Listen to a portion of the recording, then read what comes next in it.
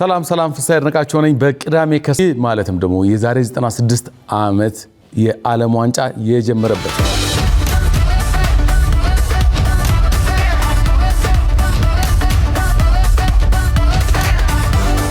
የዓለም ዋንጫ ጀምሯል። በተለይ ፈሉበት የዓለማችን ዓለም ዋንጫ ውድድር ለየት ባለ መልኩ በሶስት ሀገራት አስተናጋጅነት ይደረጋል። ሜክሲኮ በመክፈቻው ሐሙስ ዕለት ምሽት እንደተመለከታችሁት ደማቅ መክፈቻ አሳይተናለች። ከዛ ባለፈም እንደዚሁ ሜክሲኮ በነገራችን ላይ 3 ጊዜ የዓለም ዋንጫ በማስተናገድ ብቸኛ ሀገር መሆን ችላለች። አሜሪካና ካናዳ ደግሞ በጥምር ይህንን የዓለም ዋንጫ ያዘጋጁታል። የዓለም ዋንጫው 16 ስቴዲየሞች ጨዋታዎችን ሲያደርግ 13ቱ በአሜሪካን ግዛት ይሆናል። ከዛ ባለፈ ደግሞ 3ቱ በካናዳ 2ቱ በሜክሲኮ ላይ የሚደረጉ ጨዋታዎች ናቸው። ዓለም ዋንጫ ሲነሳ እንግዲህ በርከት ያሉ ሀሳቦችን በርከት ያሉ ሁነቶች ምናስታውሳቸው በተለይ ሁላችንም በልጅነታችን እንዲሁም ደግሞ በአዋቂነታችንም እግር ኳስን የምንወድ በሙሉ የዓለም ዋንጫ ትዝታዎቻችንን ማስታወስ እንችላለን። በቅርብ ጊዜ ወደ አፍሪካም ሲመጣ 2010 ላይም የነበረውን የዓለም ዋንጫ ደቡብ አፍሪካ ላይ የሩሲያውንም እንደዚሁ ማንሳት ምንችለው ነው። በተለይ ደግሞ የካታሩ ዓለም ዋንጫ ሲካሄድ የተለያዩ አዳዲስ ነገሮች ተመልክተናል። ከዌዘር ወይ ደግሞ ከአየር ንብረት ጋር በተያያዘ በካታር ዓለም ዋንጫ የዓመቱ መሃል ላይ ተደርጎ ነበር። ለዚህም ነው ዓለም ዋንጫው ከ3 ዓመት ከ6 ወር በኋላ የተመለሰው። 96 ዓመት ሞልቶታል። የዓለም ዋንጫ 2030 ላይ ድፍን 100 ዓመት ይሞላል። የዓለም ዋንጫው ዘንድሮ 48 ሀገራትን እንደማካፈሉ ሊዮኔል ሜሲና ክርስቲያኖ ሮናልዶ ላስት ዳንስ ነው። በተለይ በእግር ኳስ ካሪየራቸው ምናልባት ሮናልዶም 40ዎች ውስጥ ገብቷል፣ ሜሲም የተጠጋ ነው።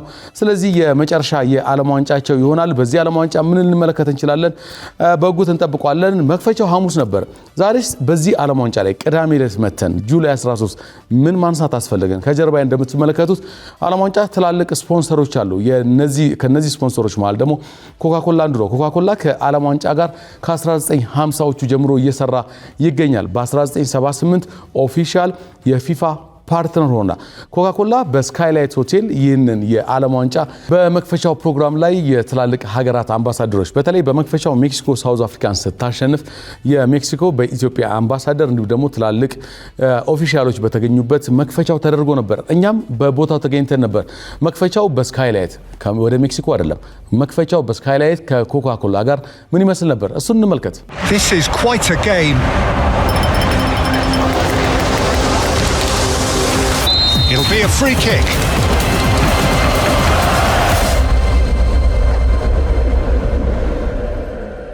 Oh, what a goal! Ecstasy, euphoria, and emotion overflows.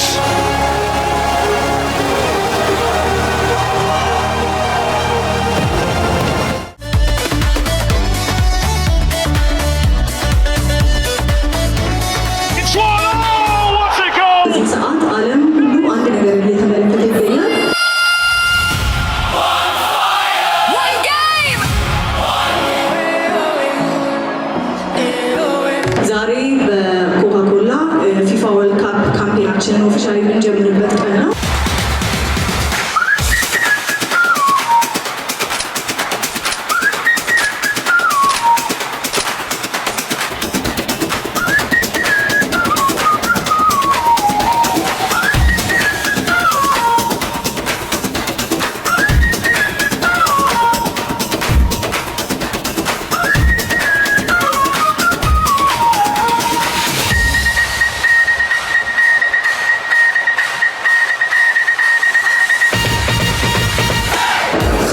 More than a sport. It's a universal language that brings people together through shared passions, emotions, and unforgettable moments.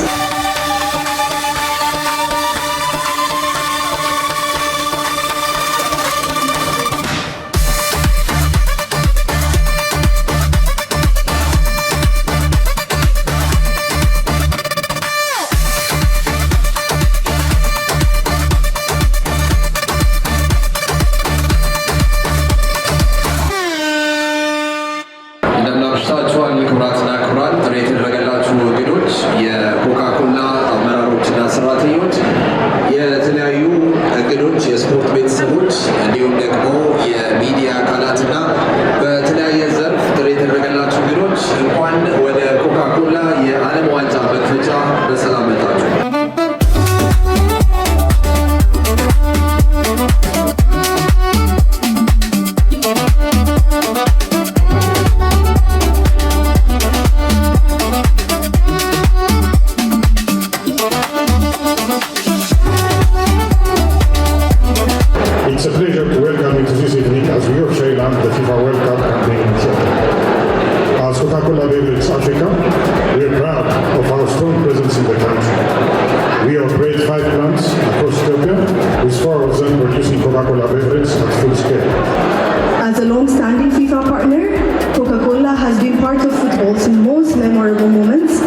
helping fans connect, celebrate, and share in the excitement of the world's biggest tournament.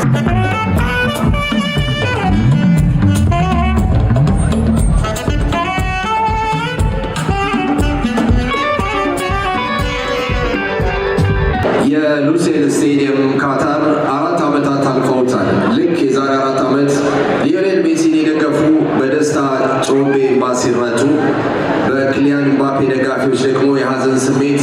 ይህ ስሜት 4 ዓመታት አልፎታል። የዓለም ዋንጫ ከእድሜያችን እኩል እድሜያችንን የቆጠርበት የልጅነት ውስታ የአዋቂነት እያለ ከኛ ጋር ቆይቷል። 96 ዓመታት 23ኛው ዓለም ዋንጫ ላይ ደርሷል። ይህንን የዓለም ዋንጫ የመክፈቻ ውድድር በታሪክ ለመጀመሪያ ጊዜ 3 ሀገራት ሲያዘጋጁ 48 ሀገራት ሲሳተፉ 104 ጨዋታዎች ሲደረጉ ምን አይነት ስሜት ይኖራል? ማን ያስደስተናል? ማን ደግሞ በሀዘን ስሜት ውስጥ ይከተናል? የምናየው ይሆናል። የዛሬ ምሽት የኮካ-ኮላ የዓለም ዋንጫ የመክፈቻ ምሽት ነው። በዚህ ምሽት ብዙ ነገሮች ይኖራሉ።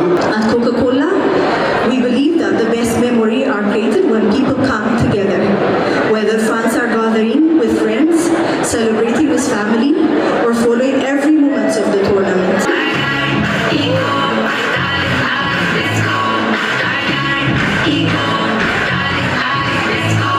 As the excitement of FIFA World Cup 2026 continues to build, we are proud to bring fans closer to the tournament and create a memorable experience that celebrates football's unique ability to unite people.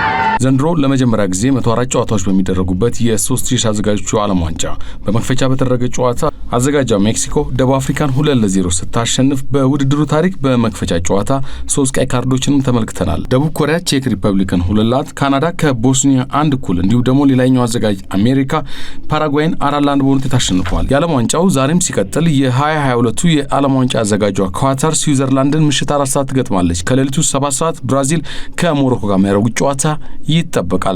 የምናዘጋጃቸው አዳዲስ ነገሮች እንዳያመልጣችሁ እዚህ ጋር ጫኑ። ሰብስክራይብ የሚለውን ቁልፍ ለመጫን እዚህ ጋር ጫኑ። በቀጣይ ቪዲዮዎች እንገናኛለን። እናመሰግናለን።